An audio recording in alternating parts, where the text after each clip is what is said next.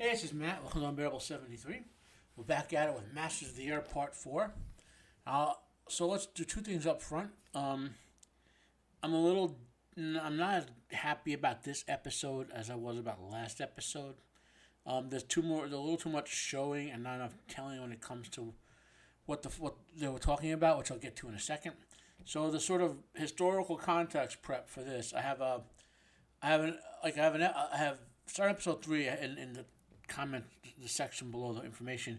I've like an episode 3 links, and now I have an episode 4 links with some stuff about this bombing run and the campaign and all that. Basically, they mentioned the city of Bremen, right? And last episode they talked about that multi-pronged air campaign coordinated from multiple directions. Bremen was a big target of that, right? Bremen has a lot of industrial facilities back then and so forth.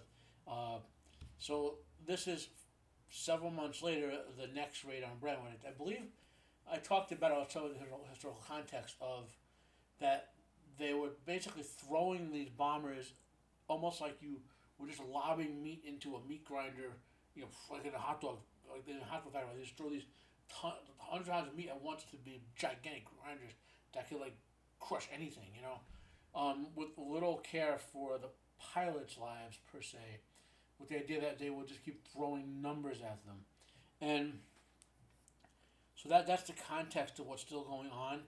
Now, I couldn't find a good link to show you guys for it, but so I do have a link about the Bremen bombings, which go on for several years, probably after through the end of the war almost, but I couldn't find a good link to debate over the precision bombing versus the mass bombing or strategic bombing. I did post a link below to explain strategic bombing, and so you got an idea of what that was. Because most of the bombing in World War II was strategic bombing, just because of the limits of the technology, right?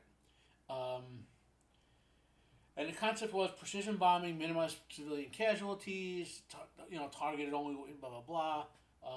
The problem at the time was it cost way more in lives because they had to do it during the daytime because they couldn't fly the missions at night. The German air defense day or even better during daytime or at nighttime. It's not like the British weren't suffering losses as well, but because they were going at night, it was hard to defend against. At least more of them were living, so that was a big debate. And there was a whole there's a British Air Force officer whose name I can't remember, who gets he's like the commander of the British Air Forces. He becomes and eventually implements more mass bombing. Like I said, it's a much deeper dive topic than I can talk about here. But that's what we're being shown is because the Americans, at least at this point, are coming to the precision bombing. They're suffering more and more casualties. Okay, so and we're still in the sequence of bombing runs related to the ones we saw last episode. Okay, so that's your background. So let's kind of talk through the episode, then I'll say a few things at the end.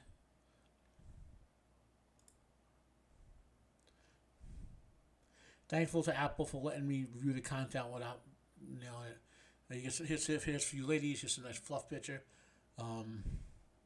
Here's for you war porn guys. There's a nice fluff picture right there. I should change that to my thumbnail. Remember, the survivors of this group had landed in Algeria. They sort of emergency landed wherever they could, which is historically true, and now they're just trying to survive until relief came. If I recall right, they were there a couple of days or 2 weeks before they got relief to them. Because the idea had been they would land at a particular airfield, but they couldn't make it that far.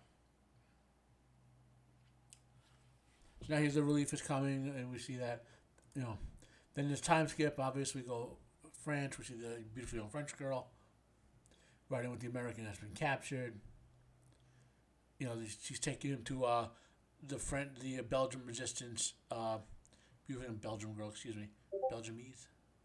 Taking him to meet the Belgium resistance. They're in the cafe. He sees one guy he knows, and then one guy he doesn't know, but who which group are you from again? Blah blah blah. 306th.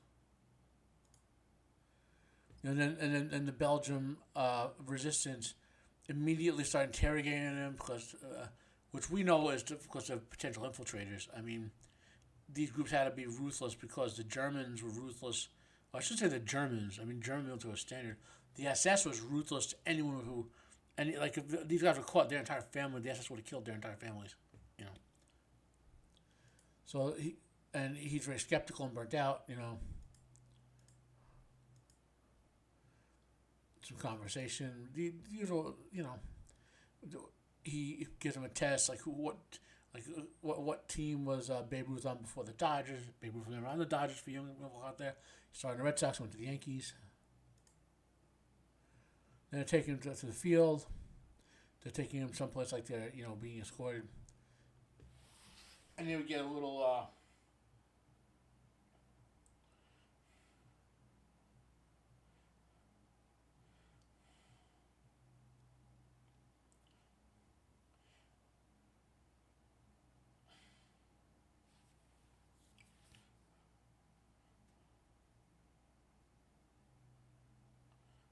And of course, we get an execution. Now, I don't know what gave him away. They never really say that. They just say they're good and they always find it. It could be because he had perfect answers, and maybe didn't expect anyone to have perfect answers. But I think part of the fact that these two guys knew each other, right? You can tell by body language that they were friends before. That plus they're being more nervous. So this guy was an infiltrator, right? At least they think he was an infiltrator.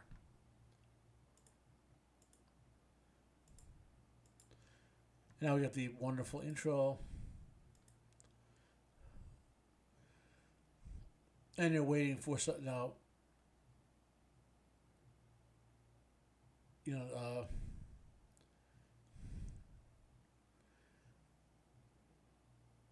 then they're kind of resetting after their return. This is about a month or two later. The team is sort of, rebuilding with the replacements. They're meeting the new guys and all that sort of. They're catching up. A little downtime, the normal sort of stuff you expect soldiers to do. The officers are hanging out together. The romance, between the characters and standard sort of stuff,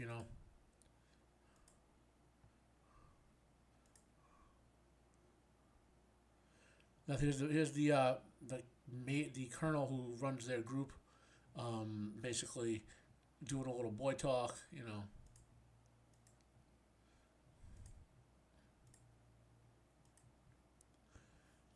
And now one of the young pilots had a little romance going with the Belgium girl, Belgiumese, Belgiumish, whatever girl. They're going to go out by traveling across France into Spain. Then they meet this guy's daughter, another awesome-looking Belgiumese chick.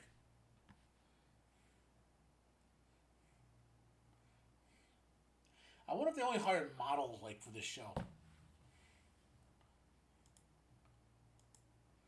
So here he almost gave it away. He had a letter from the girl, like a love letter, which basically he's saying which is true. If you're going undercover, these resistance fighters, they had even worse survival rates than the pilots. I mean, granted he's young and stupid, and but this makes perfect sense here. Now I don't recall. See, this is another thing. I know when they got to Vietnam and later eras, officers were given basic training on what to do if you're captured, what to do behind enemy lines. I think regular soldiers were eventually as well. If you have to be undercover, things to do, not to things you can't carry, otherwise reveal you, that sort of stuff. But I don't know if they have anything like that education in their basic training back in World War II. So that'd be an interesting question for anyone out there who knows.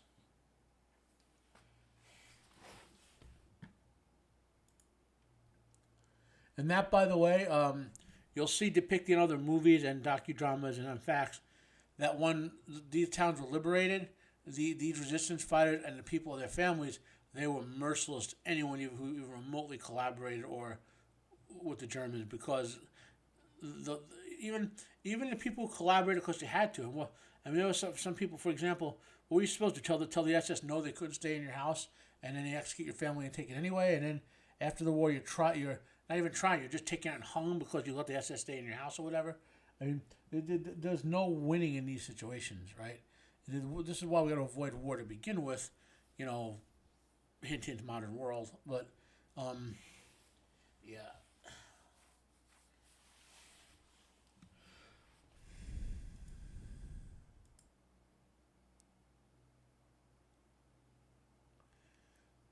Back in London, October. So this is several months after the episode 3, basically. Now, why are they pulling those lights down? Because there are bombing raids on England and Wales and all that. So by that to suppress the lights, so the bombers can't use those lights to target anything with. He's having a romance with this I believe she's a Polish chick. So that's our romance of the episode. We get a little information. Her husband died in the war in Poland when the Germans came in, and we see bombing. We see England being bombed, and that's right there. That's the whole. The Americans, we were never directly attacked at home, only the shipping lanes, at least until the Japanese attacked Pearl Harbor, right? But even so, that was still a military base. Like the English, in particular, their home. We'll see a scene, a tragic scene later. But their homes were being bombed. You know, these people's families were being killed by these bombs. So they had no idea. They were like, you know, we didn't ask for this, and the German people, they viewed them all as Germans, and they had no problem with this mass indiscriminate bombing and mass killing because they were being attacked en masse by the German forces. So it's a difficult moral position, ethical. I mean, I hope I never have to encounter something like that in life. So yeah, we get a little relief, you know. And this is where she is romancing that guy, and they're about to go on another raid on Bremen, right? And you say, "Oh, look, there's only 20 minutes left in the episode. Well, we're going to show the raid." Now here's interesting. So this is a little bit of their particular mechanic is their plane has a bad engine. He's going to fix it on the fly. A little bit of boost to the spirits or whatever. He does it. Pretty nifty scene. And these are our escapees on the train. Neither of them speak any European languages, so they have this girl who said they're supposed to basically pretend that they're deaf mutes, and she's their escort, like their translator or whatever. And so they have to. So they said. So she's like, when I present my tickets, then you show yours. When I show my passport, you show yours. That sort of thing, you know. Because to get out, they have to go through the heart of where the Germans are, which is the main train station. Now remember, these guys are like maybe early 20s at best. And finally, he's talking with someone about the hatch being jammed and his friend being killed. You know, he panics because he doesn't understand that the conductor's asking in Belgiumese, I guess, or French for the their train ticket. One of the other resistance fighters stops him, calms him down. I think this is where we leave off with them. They get off the plane. We go back to seeing the planes from the mission that we saw them leaving on landing, and these guys again devastated. They said 24 sent out 13 back, 3 mechanical turned, 8 lost. So basically, they lost a tremendous 80 men, right? And they're talking about replacements already. That's how the war machine was working. And so far, I mean, our two of our leads are being shown to be are being alleged to have died. Now, spoilers. Okay, they're the lead. The book this is based on was written about them, or one of the 2 books. They're not dead. Okay. So you gotta factor in. I mean, I know that because I've read all about what it was based on, and I know when the guy died in real life, but I don't think they're doing too well a job fooling you here. I guess lay people won't like look up what the show is. Excuse me. Oh yeah. Sorry. We'll look up what the show, what book was based on. But again, when I first watched Band of Brothers and saw the real soldiers there, and then I read about it was based on some books, and I saw when Natural in the Pacific came out, I was like, I want to see if that's based on some books. And when this came out, the same thing. So that's my inclination with this stuff. Not that I've read it or any of the books, but I want to see who was based on it and so forth. You know. So we get some artificial drama, I guess you would say, and suspense building up. They're learning that their friends are all dead. Now these Bremen raids, I have a list of link to them. They go on for years. Okay, that's how vital that area is to the Germans. They're heading back from medical and debrief, and the debrief facility could know what happened on the mission while it's fresh in your mind before they have your mind a chance to create artificial stuff. You know, they're building up the tension of them being gone, but with the interrogation, and this is where she learns that potentially her boyfriend / lover is dead. And then we go back to the one guy and the woman who he didn't go on the mission. He came back from the mission, and now I think she's breaking up with him because she doesn't want to have another fly. Her husband was a pilot, so another one die. And that is a tragedy. I mentioned earlier that they have to turn off all their lights and cover up so at night they don't get hit by bombs. Well, this house was hit by a bomb, and you got dead civilians and wounded civilians, and this is what the English people were living with, the British people were living with, for the entirety of that war until we were able to get up penetration and stop it. And it's not surprising that they would not want to have any mercy when it came to the German peoples. This is when he finds out that his two friends, he's on leave. He's on like a 3 or 4 day leave. This is when we find out. Now, you notice he's talking in code on the phone because they know that's an open line that the Germans could potentially have a spy tapping. So he's talking as if it's a sporting event and not using any ranks or anything.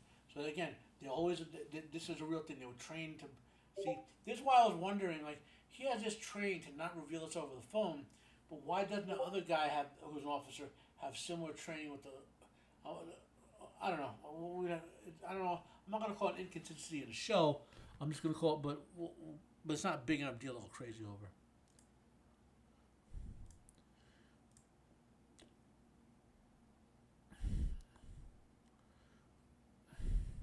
This highlights from the next scene, and that's our episode. So, I would rate this episode not quite as good as last week's episode. So I think last week I gave it between a 7.8 and 8.2. This is more like a 7 to 7.5. Only because I would have liked to seen some of the mission that we lost Buck and the other guy on. Buck and Buck and Buck and Bucky. I didn't even catch it. They're both Bucks. So Gail and John basically. I didn't quite catch it.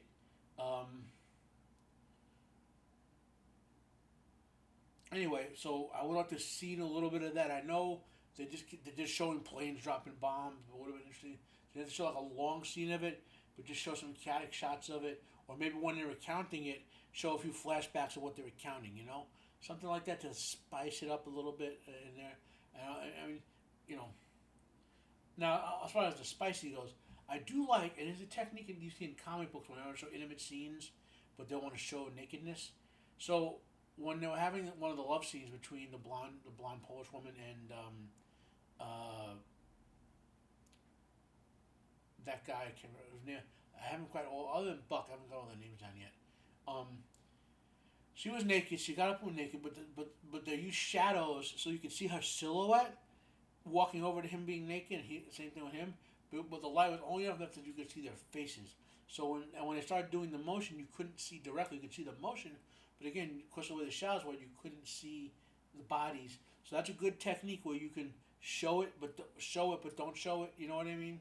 So I'm talking from the director. So the directing technique that would be. I was thinking about the director is Kerry Joji Fukunaga, and he's done a season of True Detective, the first season, which was well received. I haven't watched it yet. My aunt loves that. I haven't. He did one of the James Bond films, No Time to Die. Can't really say I liked it, you know.